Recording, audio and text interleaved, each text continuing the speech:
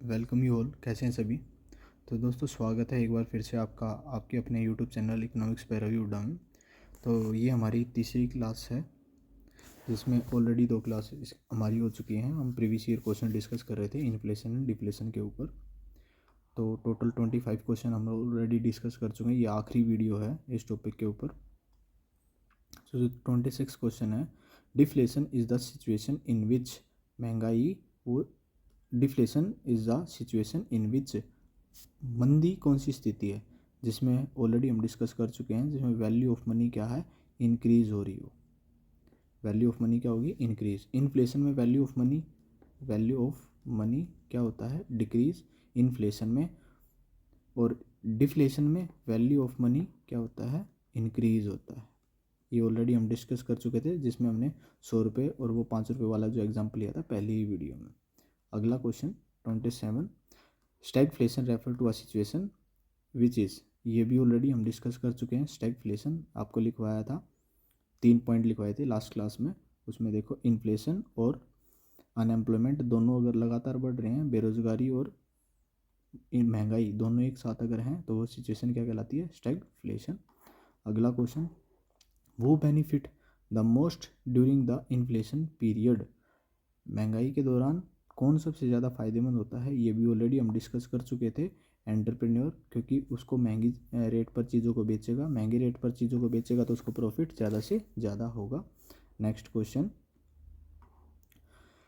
Pump priming should be restored to a time of. Pump priming, देखो ये इस जो चीज़ है ये डिफ्लेशन के अंदर होती है। डिफ्लेशन के अंदर गवर्नमेंट क्या करती है, मनी सप्लाई को बढ़ाने की कोशिश करती है। मनी सप्लाई को क्या करने की कोशिश करती है, बढ़ाने की कोशिश करती है। मनी सप्लाई बढ़ेगा, देश के अंदर पैसा बढ़ेगा, पैसा बढ़ेगा, डिमांड बढ़ेगी, डिमांड बढ़ेगी, प्रोडक्शन बढ़ेगा, प्रोडक्शन बढ़ेगा तो एम्प्लॉयमेंट क्रिएट होगा। और दूसरा, टैक्स रेट क्या किए जाते हैं, कम किए जाते हैं। टैक्स रेट कम करके गवर्नमेंट अपने एक्सपेंडिचर को बढ़ाती है ताकि इकोनॉमी में मनी सप्लाई को बढ़ाया जा सके। तो टैक्स रेट कम करके गवर्नमेंट अपने एक्सपेंडिचर को बढ़ाती है। यही जो सिचुएशन है, प्रोसेस है, यही प्राइम पंप प्रीमिंग कहलाता है। और इसका प्रयोग कब किया जाता है, डिफ्लेशन में किया जाता है। Next question, inflation is a situation characterized by. Inflation कौन सी सिचुएशन है जिसमें बहुत ज़्यादा पैसा, फर्स्ट ऑप्शन, बहुत ज़्यादा पैसा चेज कर रहा हो आपके थोड़े गुड्स को। तो कम गुड्स हैं, पैसा आपके पास बहुत है, तो उनकी डिमांड बढ़ेगी तो उनका प्राइस क्या हो जाता है, बढ़ जाता है। ऑप्शन नंबर 1 ठीक है। Next question, which of the following bring out the consumer price index number of industrial worker. तो ये अभी सीपीआई न्यू हमारा यूज़ होता है। जो सीपीआई है उसका जो डाटा है वो किसके द्वारा, सीएसओ, सेंट्रल स्टैटिकल ऑर्गेनाइजेशन, उसके द्वारा किया जाता है। जो सीपीआई आईडब्ल्यू है उसका कौन करता था, लेबर ब्यूरो। सीपीआई के बारे में भी लास्ट क्लास में पढ़ चुके हैं हम। सीपीआई होता क्या है, ये करंट में बीजेपी गवर्नमेंट के द्वारा इन्फ्लेशन को इन्फ्लेशन रेट निकालने के लिए इसका प्रयोग किया जाता है। पहले किसका किया जाता है, डब्ल्यूपीआई, होलसेल प्राइस इंडेक्स का। नेक्स्ट क्वेश्चन है हमारा, the basic of determining dearness allowance to the employ in India. देखो महंगाई भत्ता, जब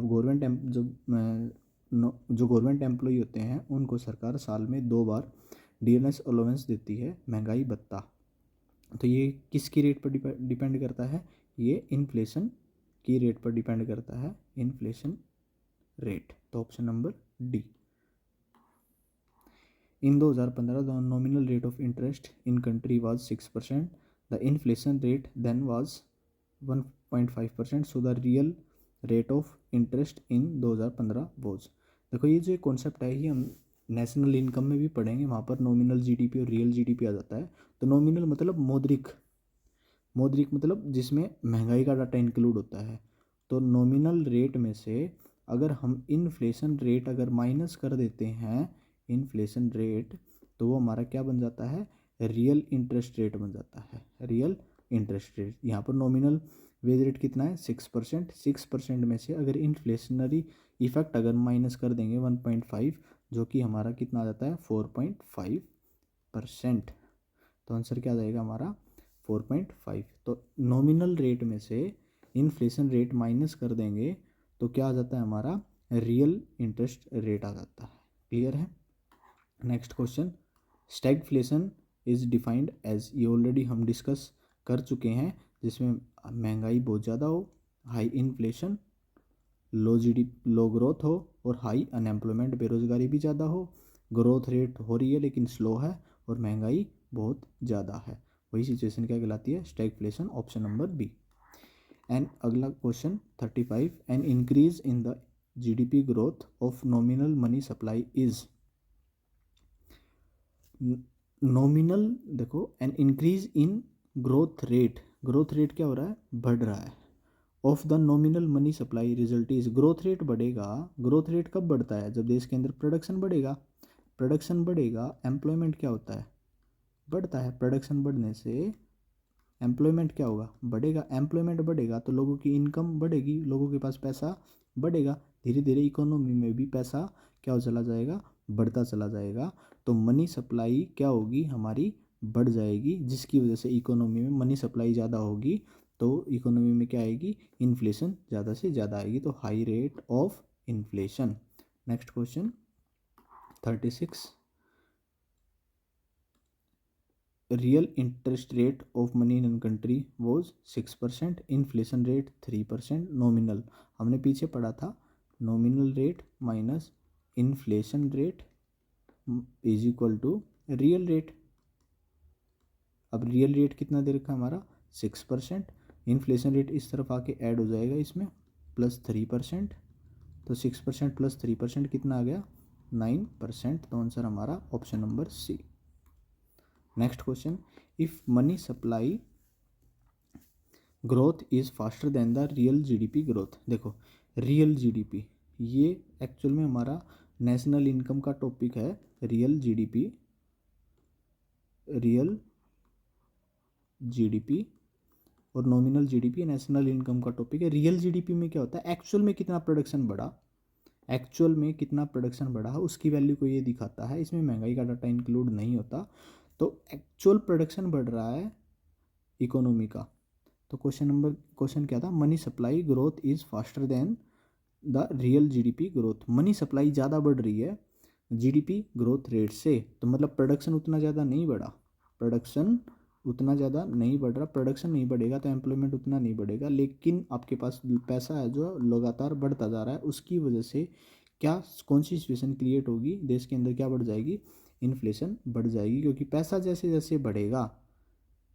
महंगाई आती चली जाएगी। ड्यूरिंग अ रिसेशन, मंदी के दौरान क्या होता है, तो मंदी रिसेशन के दौरान क्या होता है कि भाई आपके पास रिसोर्स अवेलेबल तो हैं लेकिन आप रिसोर्स का फुल यूटिलाइज नहीं कर पा रहे, फुल यूटिलाइजेशन ऑफ रिसोर्सेज नहीं कर पा रहे, प्रोडक्शन उतना ज़्यादा नहीं कर पा रहे, क्योंकि हम आपके पास पैसा कम है, पैसा कम है, डिमांड कम है, डिमांड कम है तो प्रोडक्शन कम है, प्रोडक्शन कम होने की वजह से आप लोगों प्रोडक्शन कम होगा तो देश में बेरोजगारी, अनएम्प्लॉयमेंट क्या होगी, बढ़ेगी।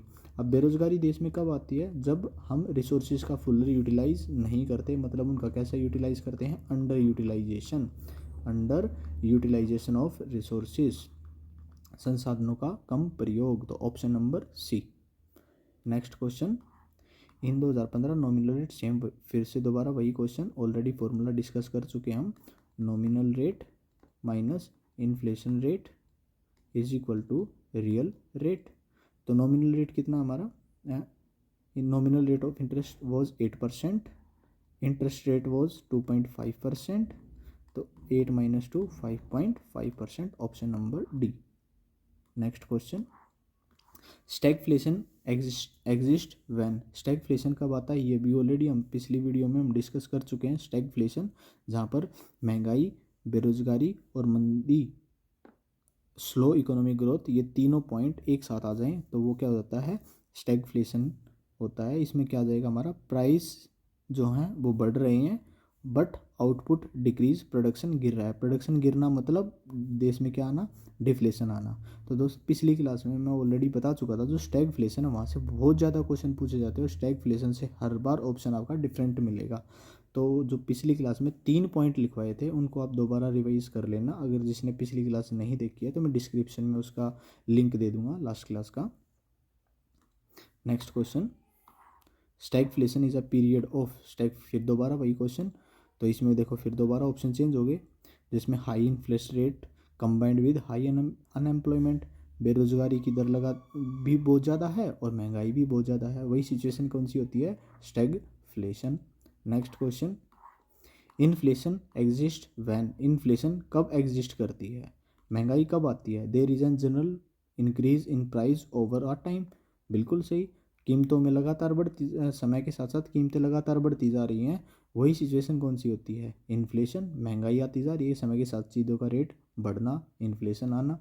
Next question 43, in a period when economy is facing price rises, economy में प्राइस बढ़ रहे हैं, and along with there is an slowing down of economic activity, economy जो है ग्रोथ है वो स्लो होती जा रही है लेकिन प्राइस लगातार बढ़ते जा रहे हैं। सेम क्वेश्चन दोबारा, ये सिचुएशन कौन सी पढ़ी थी हमने, स्टैगफ्लेशन, इकोनॉमी बढ़ रही है लेकिन स्पीड कम है, महंगाई भी तेज़ी से बढ़ रही है और बेरोजगारी भी तेज़ी से बढ़ रही है, ये सिचुएशन कौन सी होती है, स्टैगफ्लेशन, ऑलरेडी डिस्कस कर चुके हैं।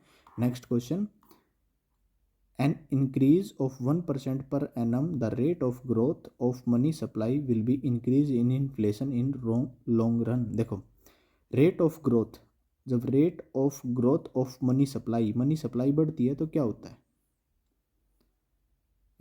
एक minute, an increase of 1% per annum in the rate of growth, sorry, rate of growth जो है वो 1% से बढ़ रहा है। ग्रोथ कब बढ़ती है, जब देश में क्या बढ़ेगा, प्रोडक्शन बढ़ेगा, जब देश में प्रोडक्शन बढ़ता है, प्रोडक्शन का इफेक्ट क्या पड़ता है कि एम्प्लॉयमेंट, रोजगार क्या हो जाते हैं, रोजगार बढ़ेंगे। अब रोजगार बढ़ेंगे तो आपकी इनकम क्या होगी, बढ़ेगी, इनकम बढ़ेगी तो पैसा बढ़ेगा, आपके पास पैसा बढ़ेगा तो एक समय ऐसा आएगा इकोनॉमी में भी लगातार क्या होता रहेगा, पैसा बढ़ता रहेगा। तो लंबे समय में जो आपकी जो ये रेट ऑफ ग्रोथ है और जो मनी सप्लाई है, दोनों एक दूसरे से डायरेक्टली प्रोपोर्शनल हैं। तो लंबे समय में 1% अगर ग्रोथ रेट बढ़ रही है आपकी, तो मनी सप्लाई भी 1% से ही इंक्रीज होगी, क्योंकि एक दूसरे से ये दोनों क्या है, डायरेक्टली प्रोपोर्शनल हैं एक दूसरे के। Next question, in which situation wages and prices chase each other at a very quick speed, मतलब मजदूरी भी लगातार बढ़ती जा रही है, वेजेस जो आपको मिलता है, सैलरी, एक तरीके से आप कह सकते हो सैलरी भी लगातार बढ़ती जा रही है और चीज़ों के प्राइस भी लगातार तेज़ी से बढ़ते जा रहे हैं, दोनों एक क्विकली, बहुत ज़्यादा तेज़ी से स्पीड से, ये भी हम डिस्कस कर चुके थे। वो सिचुएशन कौन सी है, हाइपर इन्फ्लेशन। हाइपर इन्फ्लेशन में हमने बताया था कि जिसमें सालाना महंगाई दर 1000% से इंक्रीज हो रही हो। इसमें हमने कुछ एग्जाम्पल भी लिए थे, हाल फिलहाल में वेनेजुएला जिसमें ये हाइपर इन्फ्लेशन देखने को मिली थी, उससे पहले ये जिम्बाब्वे में देखने को मिली थी। जिम्बाब्वे में तो बहुत सी बद से बदतर हालात है, वहाँ पर लगभग 14 से 15 घंटे में रेट क्या हो रहे थे, डबल हो रहे थे चीज़ों के। ये था। Next question, what is the moderate degree of controlled inflation called as, moderate, moderate का मतलब क्या होता है, मध्यम स्तर की नियंत्रित मुद्रास्फीति, मतलब moderate degree of controlled inflation, inflation को हम कंट्रोल कर रहे हैं मध्यम उसमें, ठीक है, मध्यम रेट से, मध्यम स्तर में, तो वो क्या हो जाती है, कौन सी सिचुएशन होती है, वो हमारी वो रीफ्लेशन होता है। क्लियर है यहाँ तक। तो ये थे हमारे इन्फ्लेशन और डिफ्लेशन से रिलेटेड मोस्ट इंपॉर्टेंट क्वेश्चन। यहाँ से क्वेश्चन आपको एग्जाम में बहुत बार देखने को मिलेंगे। बाकी इन्फ्लेशन को कंट्रोल करने के लिए जो मॉनेटरी पॉलिसीज़ वगैरह थी वो आरबीआई वाले चैप्टर में हम करेंगे, बैंकिंग जो कॉन्सेप्ट करेंगे उसके रिलेटेड प्रीवियस ईयर क्वेश्चन करेंगे। तो आज की क्लास में इतना ही। अगर आपको वीडियो में जो अगर कुछ अच्छा लगा हो तो वीडियो को लाइक करना, कोई भी डाउट है तो अपना कमेंट करके बताना। वीडियो अगर ज़्यादा अच्छी लगी हो तो अपने दोस्तों के साथ शेयर करना ना भूलें, और चैनल को अब तक अगर आपने सब्सक्राइब नहीं किया है तो चैनल को सब्सक्राइब कर लो। चैनल का नेम है इकोनॉमिक्स बाय रवि हुड्डा। मिलते हैं आपसे अगली क्लास में किसी नए टॉपिक के ऊपर